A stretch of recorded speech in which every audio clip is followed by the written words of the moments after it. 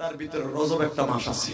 রজব মাসের থেকে কান্দা শুরু করবি, কারণ রজব মাসে যখন এই দোয়া করবি তো নবী যেই দোয়া করছে পড়েন, আল্লাহুম্মা বারিক লানা ফি রজব ওয়া শাবান ওয়া বাল্লিগনা রমজান। এই দোয়াটা রজব মাসেতে শুরু করবি, তোর 1 বছর হায়াত মাওলাই কারীম বাড়ায় দিবে, তোর 1 বছরের চোখের পানি কবুল করে নিবে।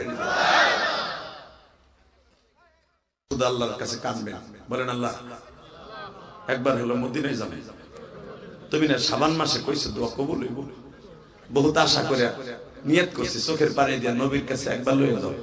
ইমাম মালিক রাহমাতুল্লাহ নবীর কাছে 5 দিন ছুটি দিয়েছে। কয় দিন? জোরে কয়, আরো জোরে, জোরসে বলো কয় দিন? এই বেটা 5 দিন সময় লেগে গেছে মদিনায়, মক্কায়। ইমাম মালিক বলে হুজুর আমার যাইতে 3 দিন, আইতে 3 দিন, আর হজের 5 দিন, এই কয়টা দিন আমার ছুটি দেন, কিন্তু তার আগে বলেন আমার যেন এই কয়দিনের ভিতরে মৃত্যু না হয়। স্বপ্নের ভিতরে নবী এলকার মাধ্যমে বলতেছেন, ইমাম মালিক, এ আব্দুল মালিক, হায়াতের মালিক আমি না, আমি নিজেও জানতাম না কবে আমি মরব। যদি আমি জানতাম তাহলে আমি গায়েব জানতাম। কথা বলেন না কেন? লা গায়েবা ইল্লাল্লাহ, আল্লাহ ছাড়া গায়েব কেউ জানে না। এমনকি আজরাইল আসবে বেলা 11:15, 11:15 আজরাইল আসবে নবীর বিছানার কাছে জান নিতে। এই সময় নবী জানে না যে আমি কোন টাইমে যাব। অনেকে কয় নবী গায়েব জানে, থাবরে কান ছুড়ে হলাম একবারে। কথা বলে না কেন? এই মুসলমানে বলে নবী গায়েব জানে তো জানি, হারামি আরো কিছু কি কয় জানেন? কয় আমার পীরেও গায়েব জানে। যদি কেউ কয় আমার পীরে গায়েব জানে, ওই হালাও বন্ড আর মুরিদও বন্ড, বদমাশ।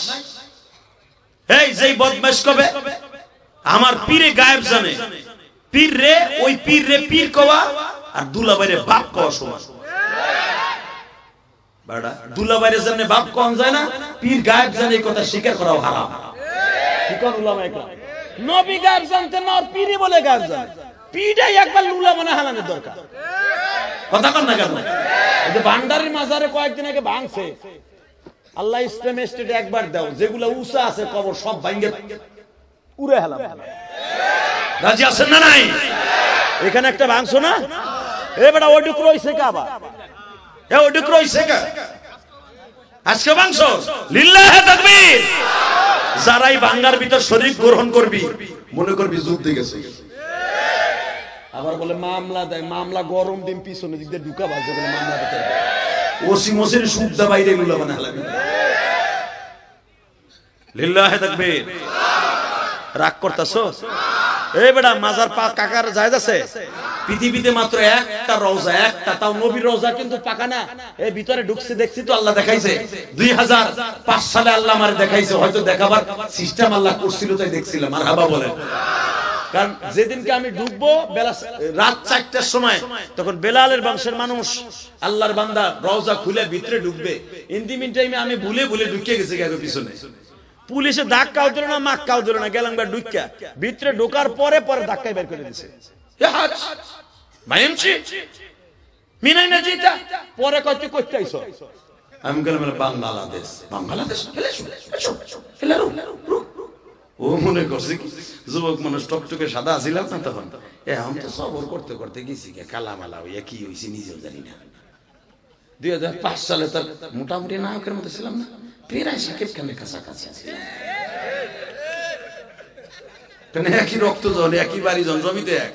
এই মুসলমানের বলা তো যখন ঢুকছে ওরা তো মনে করছে এমানি, ওই যে এক মানে ঘুগরার পোক আছে না, মনে করছে এটা এমানি, ঢুকে গেছি ঘর পিছনে। কেবল ঢুকে আরে স্বর্ণের ওই গিরিল গুলো দেখতেছিলাম। সাথে সাথে প্রায় 1 থেকে আমার মনে হয় 21 থেকে 22 জন মানুষ পরপর ঢুকলো। ওই দেশের শেখেরা সহ ওই দেশের মদিনা আওস আর খাজরাজ বংশের মানুষগুলো ঢুকছে, ওর পিছনে পিছনে ঢুকিয়ে লাগছে। আমার এক হাজি বলছিল, এক মুআল্লিম, জিয়াদি ভাই আপনি তো আশিক রাসূল বেশি, পারলে আপনি এখানে দাঁড়াই থাকেন, যে কোনো একদিন আল্লাহ ঢুকাই দিতে পারে। বিশ্বাস করেন, আল্লাহকে সাক্ষী রেখে বলছি, মিথ্যা কথা আমি বলি না। কোন ভাগে জানি ঢুকিয়ে গেছি, পুলিশে কিছু কয় নাই। ঢুকিয়ে যাওয়ার পরে পরে আমার জিজ্ঞাসা তুই কইতে আইছো, আমি কইছি মেরা বাংলাদেশ। কালে আল্লাহ রাহ না ঠালাও বাংলাদেশ, এই বাংলাদেশ বাঙালিদের এলাও না, ভাইরা ধাক্কায় বের করে দিয়েছে। কিন্তু এর ভিতরে নবীর রওজাটা দেখে নিয়েছি। বাজানরে কি যে দেখলাম কি বুঝলাম নিজেও বলতে পারি না। ও বাবা স্বর্ণের গিরিল গুলা বাজানরে নবীর কবরের চারপাশ দিয়া যদি আল্লাহ কাউরে নাই দেখে আসবেন বানানো কথা বলি না, মুঠুমাত করে বাবা স্বর্ণের গিরিল গুলা নবীর চারপাশ দিয়ে লাগানো। ও বাবা তিনটা কবরের স্বর্ণের গিরিল গুলা এইভাবে লাগানো। নবীর কবর কিন্তু পাকা বাবা, তোমাদের দেশের মাজারের মতো না। নবীর রওজা কিন্তু একবার এরকম ঢালাই দেয়া সীসা দিয়া, বাকি দুইটা কবর সীসায় দিয়া ঢালাই দিয়া, কিন্তু আমাদের দেশের মাজারের মতো এরকম ভন্ডামি সিস্টেম না। নবীর চারপাশে চার কোনা স্বর্ণের গিরিল গুলো লাগানো, তিনটা কবর পরাপর। ওই যে নবী, এই যে আবু বকর, এই যে ওমর, এক দুই হাত করে ডিসটেন্স। নবীর কবর মা আয়েশার ঘরে, হযরত আবু বকরের কবর অর্ধেক পড়ছে মা আয়েশার ঘরে, অর্ধেক পড়ছে জায়নাবের ঘরে, আর ওমরের পুরা কবরটা পড়ছে মা হাফসার ঘরে, ওমরের মেয়ে। মারহাবা বলতে পারলেন না? এই মুসলমানের পোলা দেখবেন ম্যাপের মধ্যেও আছে। কষ্ট হইতেছে না গো? কষ্ট শুরুই করি নাই, করব করব বাপ পাইলিং চলতেছে। এই যে হ্যাঁ পাইলিং এ হলো খবরদার, এ উঠলে কিন্তু কেলু দিবি ওরে। মারহাবা বলেন। কষ্ট হইতেছে না? ওকে আমি তারপরে আজকে ওয়াজ করব, পরান বই ওয়াজ করব আজকে, যেন একটা লোক মক্কায় যাইতে পারে না আর আমার কথা মনে করে দোয়া করতে পারে না। নবীর রওজায় যাওয়ার জন্য টাকা শর্ত না, চোখের পানি শর্ত। কথা বল না কেন? শরীরের দিকে তাকান। ইমাম মালিক রাহমাতুল্লাহ আলাইহি জীবনে একবার হজ করছে, উমরা করছে বহুতবার, একবার হজ করছে ইমাম মালিক। কারণ কি জানেন? কারণ হলো ইমাম মালিক রাহমাতুল্লাহ জীবন নবীর রওজার পাশে বসে হাদিস পড়াইছে। ইমাম মালিকের ইচ্ছা ছিল আমি মক্কায় মরবো না, আমি যদিও মক্কার ছিলাম, আমি মরবো নবীর রওজার পাশে। এই জন্য দেখবেন হাজিরা সবচেয়ে বড় বড় মুহাদ্দিস যারা হাদিস শরীফ পড়ায়, এরা ইমাম মালিকের কবরটা জিয়ারত না করে আসে না। বজন্দে বার দিলটা নরম করে কাঁদবা। ইমাম মালিক নবীর সাথে ইলহাম হচ্ছে, নবীজি আমি মক্কায় যাব নবী,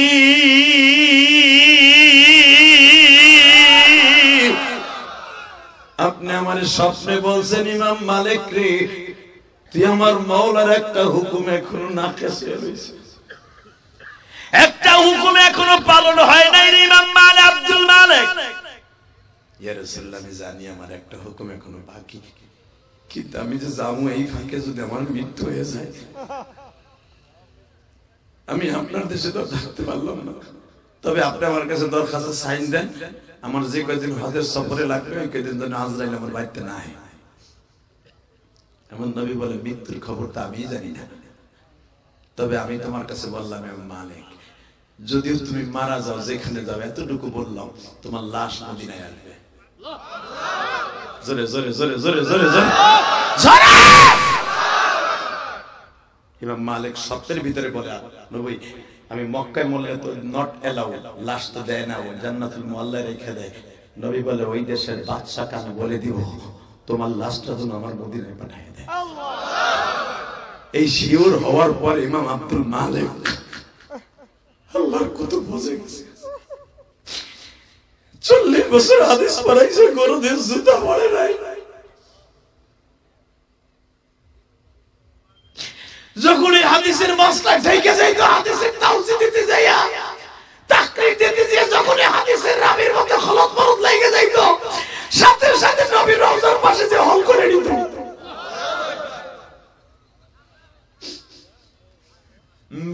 আমি আপনাদের সামনে এখন একটা নবী যে জিন্দা বসে একটা বলে দিয়ে যাই গো মামা।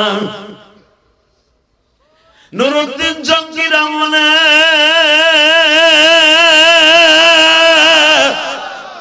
তখন মক্কা মদিনা শাসন করত তুর্কিরা।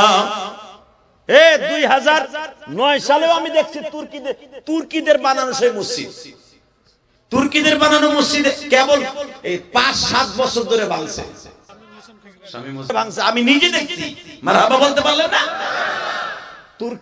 তুর্কিরা শাসন করতো। নুরউদ্দিন জঙ্গি ছিল তুর্কিস্তানের প্রেসিডেন্ট।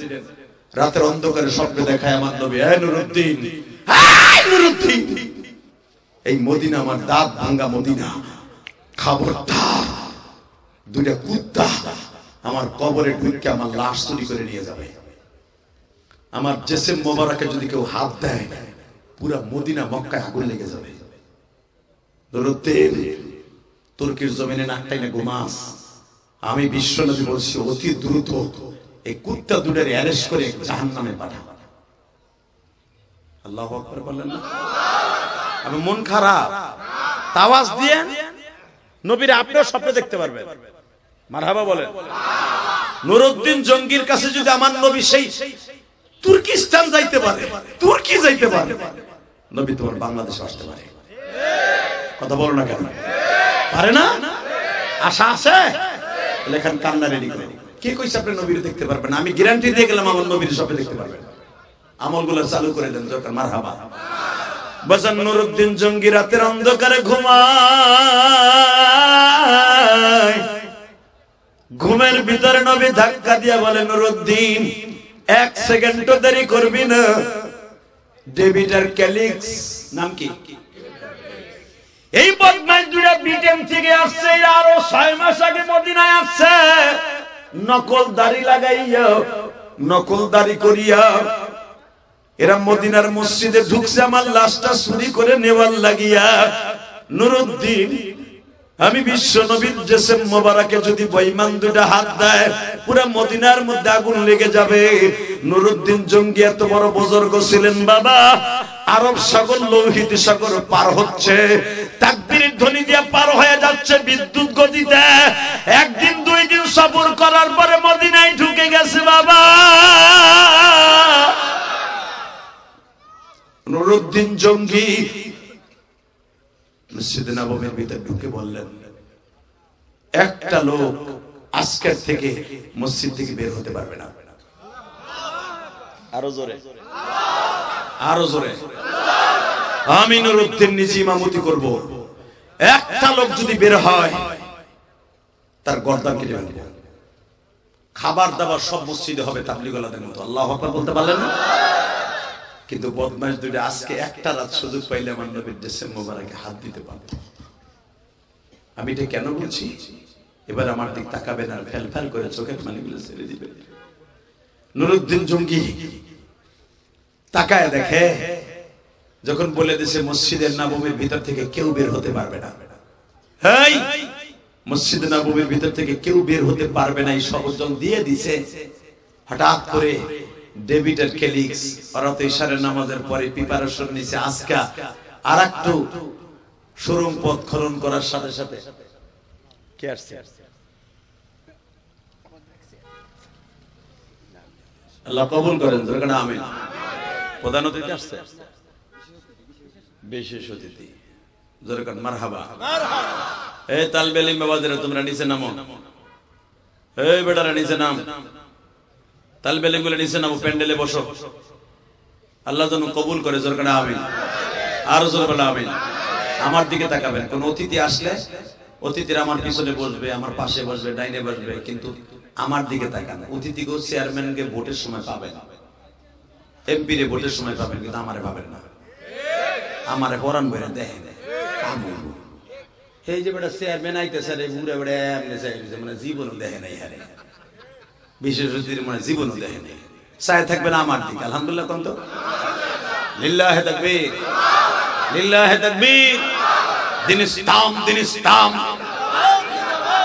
তিনজনে কয় জিন্দাবাদ, জিন্দাবাদ। সবাই কম যায়। দিন ইসলাম, দিন ইসলাম। আল কোরআনের আলো, লিল্লাহে তাকবীর। কোরআন হাদিস যেখানে, উলামা একরাম যেখানে, পীর মাশায়েখ যেখানে, বিড়িখোররা যেখানে, সুদখোররা যেখানে, গাঞ্জাখোররা যেখানে, ইয়াব্বাখোররা যেখানে, ঠিক আছে, ইয়াব্বাখোর। নাউজুবিল্লাহ কইলেন। গতকালকে জানাজ করতে গেছি, বিশ্বাস করেন, এখানে কয় হুজুর এখানে একটা পট্টি আছে, গাঞ্জা পট্টি। এটার নাম আছে তাল পট্টি, এটার নাম তো গাঞ্জা পট্টি। মানে যুবকরা এখানে বইয়ে জামাতে গাঞ্জা খায়, মানে কে কত টানতে পারে প্রতিযোগিতা হয়, যে বেশি টাইনা চোখ গুলো কুক্কার মতো শয়তানের মতো বানাইতে পারে হ্যাঁ বলে মার্কেট বেশি, হে যার চোখ বেশি লাল হয় হ্যাঁ বলে পরের দিন পাশের জন্য খাওয়ান লাগে। চিন্তা করেন, নাউজুবিল্লাহ বলেন না। শুই না মাথার মধ্যে একটা ফিমরি মারলো, কয় কি তাল পড়ছি হয়ে গেছে গাঞ্জা পড়ছি, তাহলে এখানে কি মেম্বার চেয়ারম্যান নাই? জাগো দিয়ে ভূত ছাড়া হেরাই তো বহে আসলে, নাউজুবিল্লাহ বলেন না। আচ্ছা গাঞ্জা খাওয়া কি জায়েজ আছে?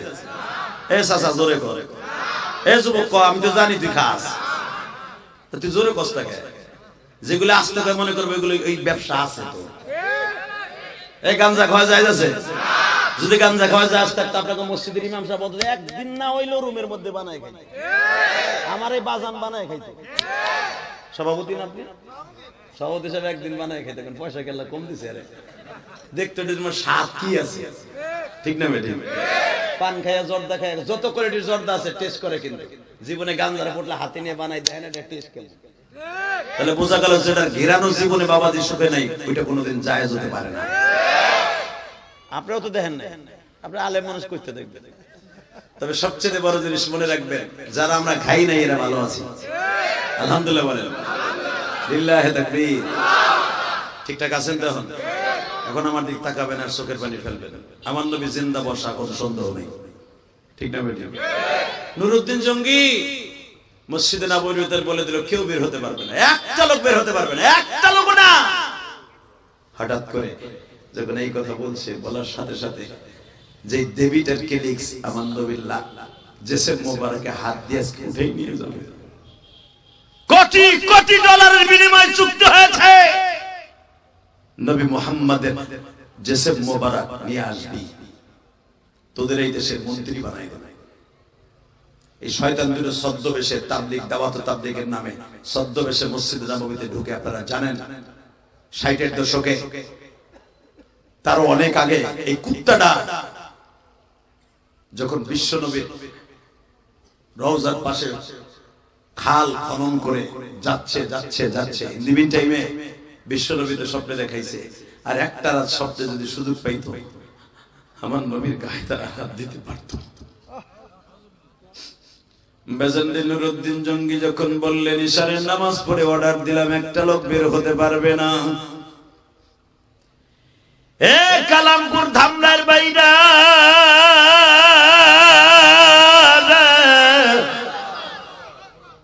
ইমাম মালিককে যদি আমার নবী সিদ্ধান্ত দিতে পারে হজে যাওয়ার জন্য,